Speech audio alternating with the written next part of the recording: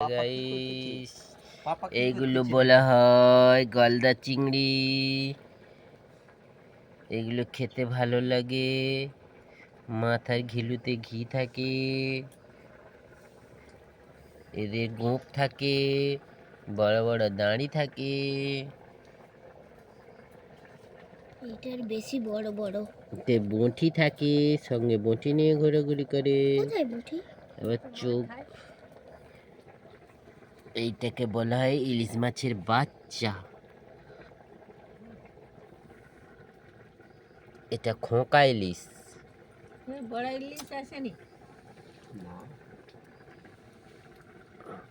আর এইগুলোকে বলা হয় ঝিলের চিংড়ি, বড় চিংড়ি, খেতে ভালো,